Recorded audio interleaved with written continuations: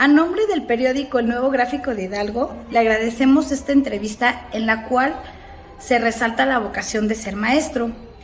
Estamos con la maestra Sonia Elizabeth Lozada Francia, licenciada en Ciencias de la Educación, egresada por la Universidad del Estado de Hidalgo. Buenas tardes, maestra. ¿Qué tal? Buenas tardes. Maestra, ¿cómo es que se inició en el ámbito educativo? Es decir, ¿cuál fue lo que lo motivó a ejercer en esta noble profesión? Lo que me motivó, híjole, sucede que yo desde muy chiquita quería ser maestra.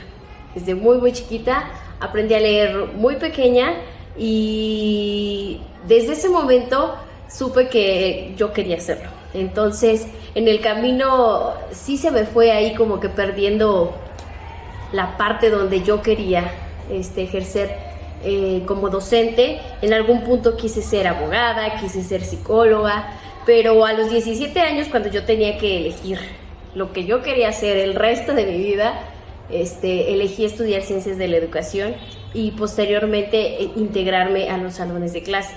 Pero sí cabe hacer mención que yo inicié como maestra de preescolar y en el año 2012 a mí se me presenta la oportunidad de ingresar con un interinato en la Secretaría de Educación Pública, pero a nivel primaria.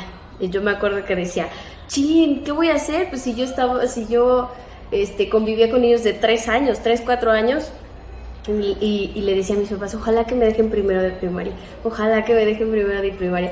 Y el primer grupo que me tocó, quinto grado, y fue así de, no, ¿qué voy a hacer? Afortunadamente, ese trato, el trato que yo tenía con los niños pequeños, lo seguí teniendo con los niños de quinto y me funcionó bastante bien, sí. Pero en sí esa fue mi motivación. No, o sea, como tal una motivación no tuve. Desde muy pequeña yo sabía que quería ser maestra. Incluso de niña, en casa teníamos una pizarra que mi papá nos había comprado y gises y así. Yo agarraba los peluches y me ponía a darles clases con el pizarrón y los peluches. Y lo que yo veía en mi escuela era lo que yo le enseñaba a mis muñecos. Eso era lo que yo hacía. ¡Ay, qué padre! Eso es muy bonito. Bueno, maestra, evidentemente la educación ha cambiado de una manera considerable. Desde que usted inició, pues hasta a la actualidad, ¿no? ¿Cuáles han sido esos cambios y qué considera usted que cómo han sido afectados o beneficiados esos cambios en la educación de los alumnos? Pues los cambios han sido muchos. Yo, le repito, yo inicié en el año 2012 en nivel primaria y va desde la crianza, desde casa, ¿no? Porque yo recuerdo que en mi primer grupo, que yo los trataba, pues yo me acuerdo que con cariño, teníamos muchas actividades, porque a final de cuentas yo venía de un preescolar y para mí todo era hacer actividades con cosas concretas, ¿sabes? O sea, era se acaba un tema, un proyecto, un tema, un proyecto. Yo recuerdo que a los papás casi siempre los tenía en el salón de clases viendo el avance de sus niños. Y va desde casa, porque yo recuerdo que muchos papás me decían, y se lo encargo, maestra, y si no le obedece, le dejan el cabello. Y, o sea, me explico esa parte donde todavía se creía que pudieras enseñar con esta parte de violencia, donde se creía que la letra con sangre entra. Y pues yo al día de hoy puedo decir que no es real, que la letra entra con risas, que entra con amor, que entra con comprensión, con empatía, con compasión. O sea, ha cambiado mucho desde casa. Hoy se habla de una generación de cristal y yo soy de las que siempre dice que no es una generación de cristal, que el hecho de que ellos tengan la oportunidad de defender sus ideas, de defender sus derechos, de exigir y de pedir un trato digno, no los hace vulnerables, los hace más fuertes, los hace valientes y los hace esa rebeldía que nosotros no pudimos tener. O sea, el cambio sí se ve mucho y también a partir de la pandemia el sistema educativo tiene un cambio importantísimo. Es un espacio donde la era digital fue muy marcada y donde desafortunadamente también se marcó mucho los sectores socioeconómicos, no nada más del estado, del país, del mundo, porque quienes tenían el acceso a las redes sociales podían tener un avance y quienes no, de alguna manera se fueron rezagando. Hay maestros a los que yo les reconozco mucho su vocación también, porque buscaron las formas y buscaron la manera. En el contexto que ahorita nos encontramos, que es la ciudad, pues a mí me tocó conectarme todos los días con mis niños, todos los días, y mandar las actividades en Classroom y revisar y conectarnos para los exámenes o para jugar. Hacíamos los festivales virtuales, o sea, no dejamos que se perdiera esta parte de la escuela. La pandemia a mí me permitió darme cuenta que la escuela no eran las instalaciones, que la escuela la hacíamos nosotros, las personas, los agentes que nos movemos dentro de ella, porque incluso los niños hacían sus exposiciones y estaban sus papás y estaba la directora y invitábamos a doctores, invitábamos a abogados que pudieran orientar en algunos temas a los niños. Pero sí, el cambio es muy grande, pero siempre, bueno, yo creo que es para bien, porque hoy ya no te encuentras un papá que te dice, maestra, si mi hijo no le hace caso, jálele las orejas, ¿cierto? Hoy ya te cuestionan hasta cómo les hablas, ¿no? El tono de voz, cómo dices las cosas, lo que dices, o sea, ya no, porque yo creo que como padres también estamos conscientes de que somos seres humanos y que como seres humanos tenemos que ser tratados. Entonces sí, es esa parte. Uy, es muy interesante lo que me comentan. Esa parte se me pasó de la pandemia, pero sí es cierto. Eso también hizo un parteaguas, yo creo, ¿no? Sí, fue un parteaguas. Yo incluso les comentaba alguna vez a mis compañeros, creo que de la pandemia, ahorita que nos tocó regresar a clases, el decir, ya no hay grupos de WhatsApp, ya no nos vamos a mandar mensaje, todo por medio de la representante, para mí es dar 3 pasos atrás. Porque hoy la comunicación asertiva es lo que mantiene moviendo la educación.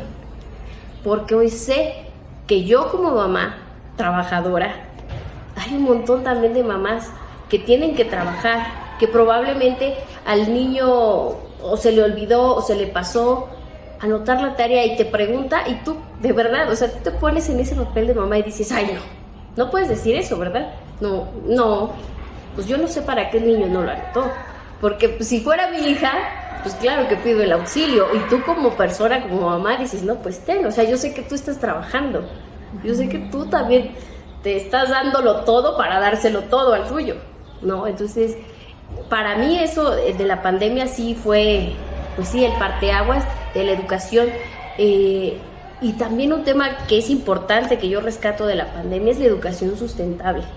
Hoy veo, pues sí, personas que siguen haciendo periódicos murales.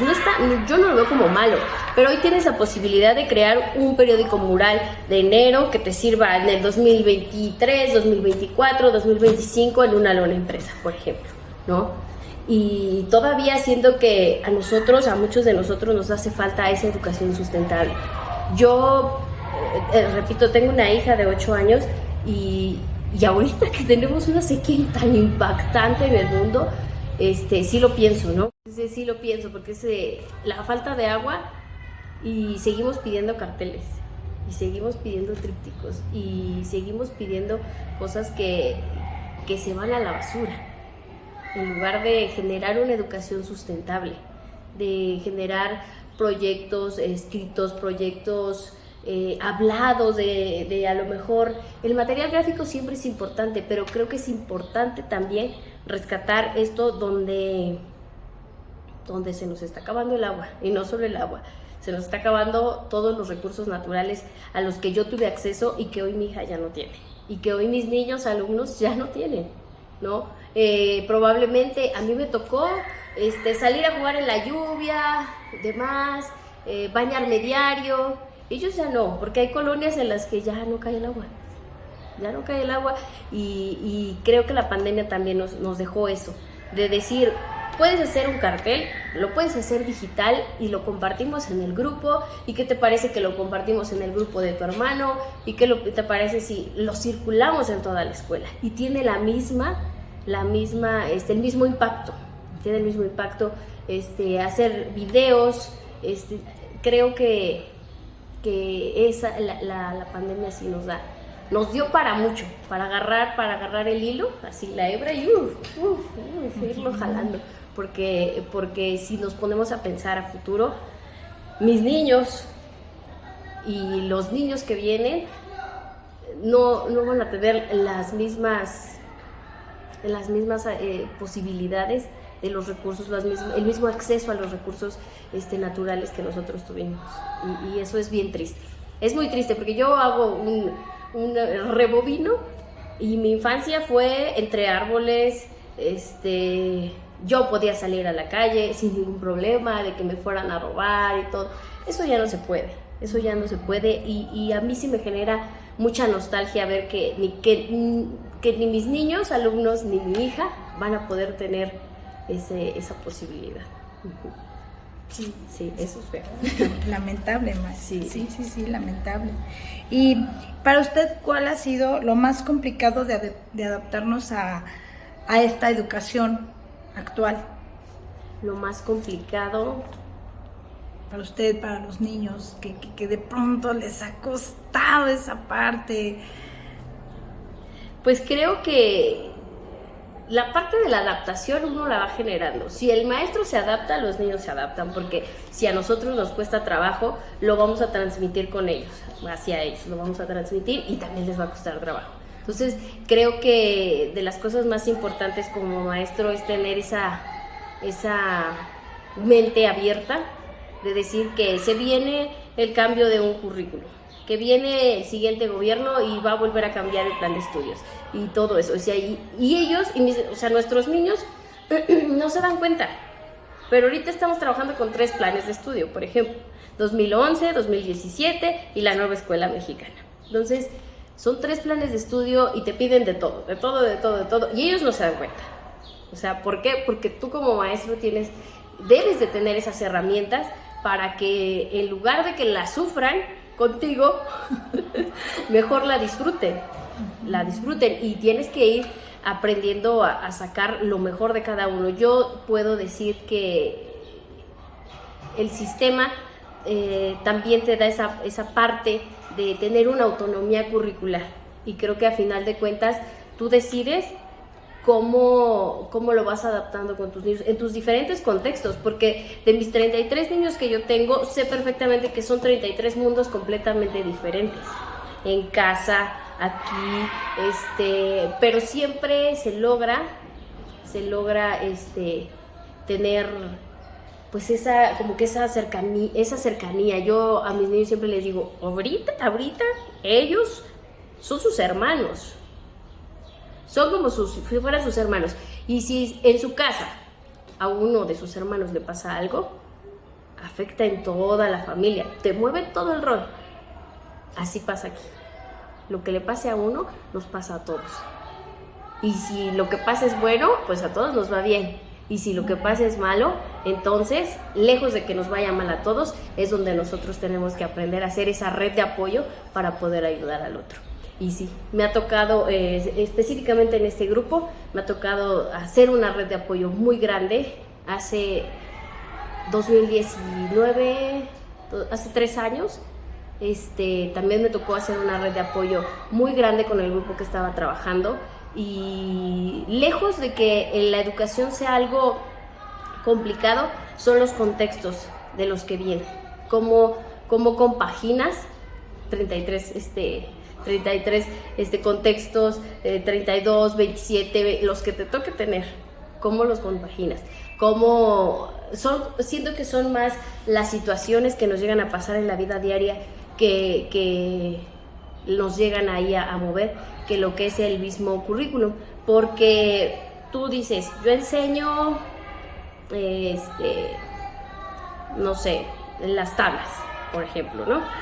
Y las tablas ya no son de memorizar, Pero ¿qué te dicen las mamás ahorita? No, es que no se las aprende. Pues es que no es de que se las aprenda, señora, es que debe de entender el niño. Porque a nosotros nos dijeron, ¿no? 3 por 9 es lo mismo que 9 por 3. Hazle entender al niño que no es lo mismo 3 montones de 9 naranjas a 9 montones de 3 naranjas. No es lo mismo. O sea, esa parte es la que se tiene que aprender a entender. Y más bien, la parte que muchas veces a los maestros nos cuesta trabajo es aprender a enseñar a desaprender a los papás. Sí, el desaprendizaje es un proceso más difícil que el aprendizaje, porque ya tenemos, cuando tú aprendes algo, te quedas en ese, como en eso, y debes de entender y comprender que a lo mejor ya no es lo mismo. A muchos de nosotros nos costó trabajo entender que Plutón no era un planeta, que es un planeta enano y que ya no es parte del sistema solar, ¿no? Por ejemplo, pero creo que la parte más difícil es esa, el desaprendizaje y el reaprendizaje. O sea, sí es lo más difícil. Ahorita, en la actualidad, también creo que de las cosas más difíciles con las que me ha tocado toparme es creer que a los niños los tenemos que endurecer para incluirse en un mundo que es cruel. Yo creo que a los niños hay que enseñarles la compasión, la empatía, el amor, la simpatía, que aprendan a amar, a que les guste lo que están haciendo, aunque sea mínimo, que le empiecen a agarrar el gusto, porque ellos son los que van a crear ese mundo lleno de empatía, de compasión, de amor. O sea, ellos van a ser los que nos releven, ¿no? Los que releven esta parte donde nosotros creemos que el mundo es cruel. En lugar de endurecer a los niños, hay que enseñarles a hacer un mejor mundo, un mundo lleno de empatía. Sí. Bueno, yo así lo considero. Sí, entiendo. Y bueno, maestra, ya para finalizar, ¿podría dar algún mensaje o consejo para los alumnos, padres de familia o incluso para las nuevas generaciones de maestros? Para las nuevas generaciones de maestros, un mensaje, híjole. Un consejo, un tip. Creo que nosotros los maestros debemos estar conscientes que nos van a tocar muchas situaciones y que si nosotros pensamos que solo venimos a enseñar contenidos, estamos muy equivocados. O sea, si el pensar es ese, yo le pediría a ese compañero maestro que se retire de las aulas, porque realmente creo que el contenido académico es lo mínimo que nosotros enseñamos. Creo que del 100% que enseñamos abarca como el 20%. Nosotros estamos para crear y generar ciudadanos capaces de mejorar el mundo al que ellos llegaron. O sea, creo que es una responsabilidad social enorme. Ser padre y ser maestro es casi lo mismo. Entonces, si no estamos preparados para entender esa parte, todavía nos falta mucho. Yo repito, o sea, el desaprendizaje y el reaprendizaje es parte del proceso, pero sí, para mí, y creo que no me equivoco, para mí el ser maestro es una responsabilidad social. Lejos de ser una responsabilidad académica, es un compromiso que tenemos con la sociedad, porque dentro del aula pasan muchas cosas, fuera del aula, en el recreo también pasan muchas cosas, y creo que se necesita también mucho corazón para poder lidiar no nada más con tu alumno, con la familia de tu alumno, entender que los contextos familiares de los que vienen te afectan a ti y afectan al resto.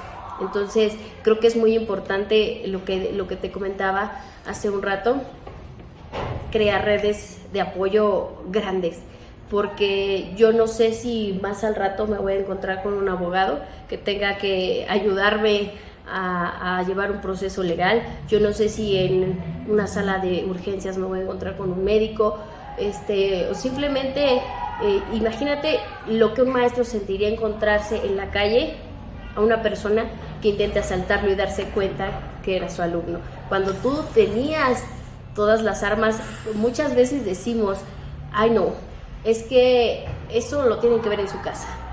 Y en casa dicen, ay no, es que eso lo tienen que ver en la escuela, ¿no? Y finalmente se echa la bolita, y creo que independientemente del contenido curricular que nosotros tengamos que enseñar, hay mucho por aportar dentro de sus mentes y dentro de sus corazones. Creo que eso es fundamental.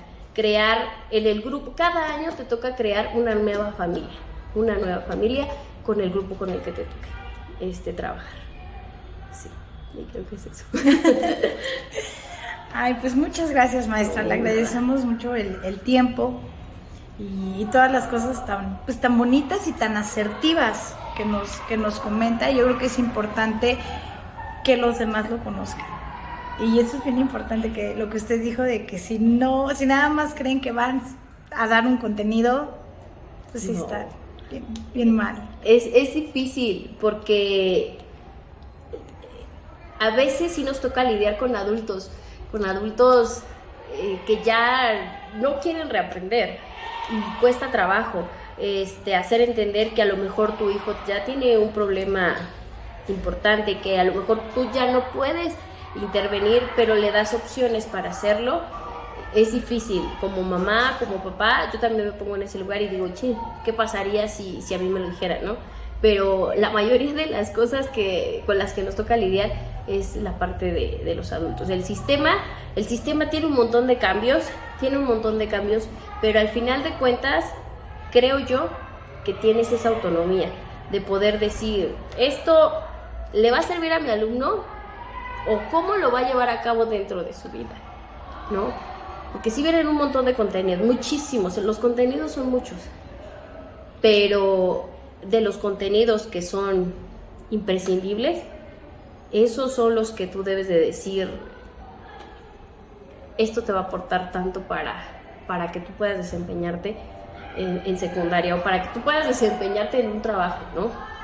Eso es muy importante, enseñar también a los niños a aprender a trabajar en equipo. Bueno, importantísimo, porque nosotros como adultos a veces tampoco sabemos, ¿no? Entonces sí, es muy importante crear esas habilidades en los niños. Sí. Okay.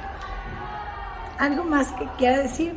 Pues muchas gracias al Nuevo Gráfico de Hidalgo por abrir este espacio en un día tan importante para nosotros, los maestros, que es el 15 de mayo en México. Hay un meme que dice, te podrás olvidar de mi santo, de mi cumpleaños, de la Navidad, pero del Día del Maestro, nunca, porque eso sí nos ofende. Muchísimas gracias. Gracias por el espacio. Gracias a usted, maestra. Hasta luego.